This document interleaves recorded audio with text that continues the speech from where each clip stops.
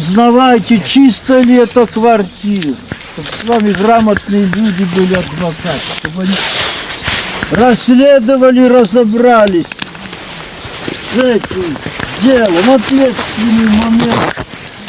Надо и относиться серьезно к серьезным вещам. Если вы будете ангела-хранителя призывать, он будет вам давать видеть вовремя.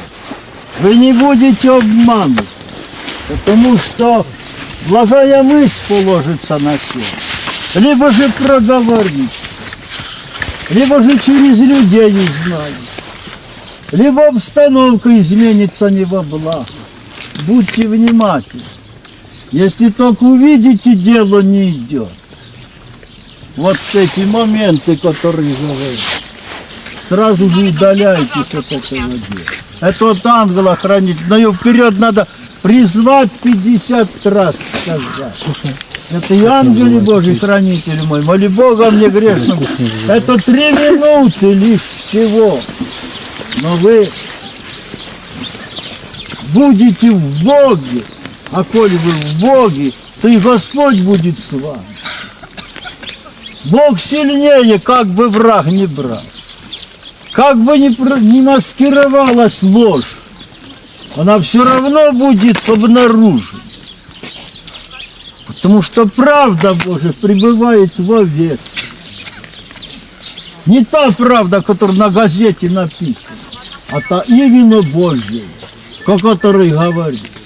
Держитесь Господа, как наши предки, вы никогда не ошибетесь. Так они жили, так и вы им подражали.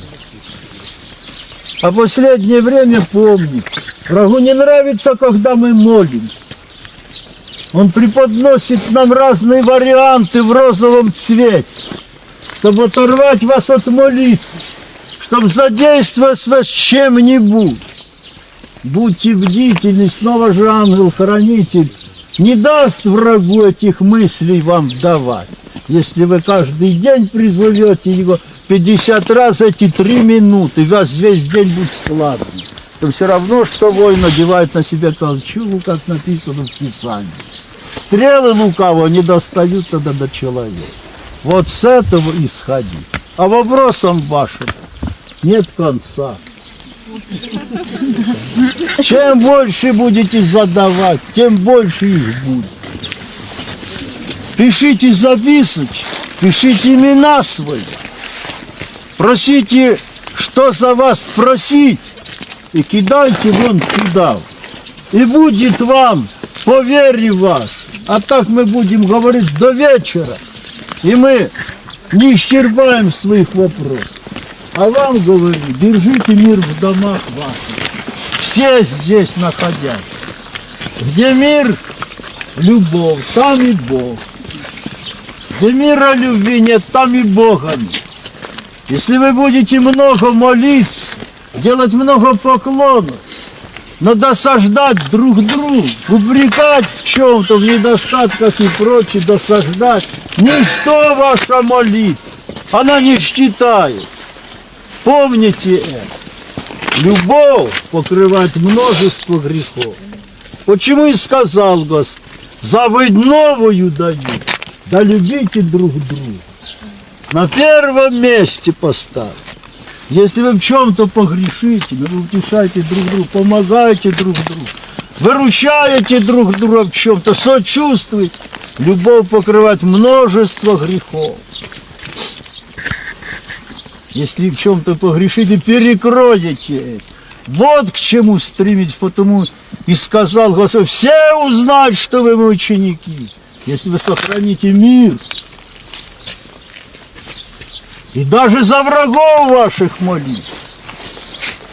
Не мстите. Не вынашивайте вот этих мыслей, чтобы ему вот так было, да вот так. Каждый день по немощам нашим вот это вот грехи вот эти вот проклинают друг друга. Всегда читаю перед исповедью вот эту вот молитву, которая снимает вот эти вот проклятия, которые, не понимая друг на друга, говорим плохие слова. И потом едим, не знаем, что едим. Крестите стол всегда. Читайте «Отче наш» Богородицы. Освящается пища, нездоровый становится здоровым. И говорю вам, руководствуйтесь Писанием. Аж те, что смертные спьют, не вредит их. Вы же слышите эти слова? Если прочитать «Отче наш» Богородицы, перекрестить стол, психотропные добавки не действуют тогда. И вот этот яд ей, всякие вкусовые, они не имеют тогда силы своей, они не вредят тогда, ведь это направлено на выживание человека. Последнее время, время скорбей, считайтесь со временем. Если вы будете вот так делать, причащаться, в храмы ходить там, по месту, где вы находитесь, вы будете крепнуть духовно и телесно. Вам благие мысли будут полагаться на сердце. Вы будете правильно мыслить и правильно ответите, правильно поступите, вовремя нужное слово скажете. В обществах ваших будете желанны. И чего не начнете, во всем успеете, потому что вы будете выглядеть по-иному. Вы же видите тот, который богоугодный человек, он и в обществе выглядит по-иному. И вам, говорю, если вы будете в Боге, и придет время, кого поставить на эту должность, так как сговорившись, скажут, вот его. Он соответствует этому. И это от Бога. Потому что все он, все им, и все от него. Детям и внукам наказывают, чтобы они не только прилежание имели к учебе, но чтобы они еще просили и рассуждение Иосифа Волоса, чтобы к диплому еще было рассуждение. Потому что если его нет, диплом тогда не нужен. Вы же видите, сколько грамотных дураков. И обратно поглядите, сколько двоечников, миллионеров да миллиардеров, которых мы знаем, а еще больше, которых мы не знаем. Вот сопоставьте, имейте рассуждение, говорят. Предки наши ставили впереди Бога, а потом шли за ним. Да откуда же неграмотный мужик строил такие дворцы? Он сопромата и слова даже не знал. К примеру, говорю, что все он, все им и все от него. В него просите, все в него. И детям наказывать, и внукам передавать. И всегда будете в выигрыше. Да благословит Господь вас и домы ваши. С миром, любовью.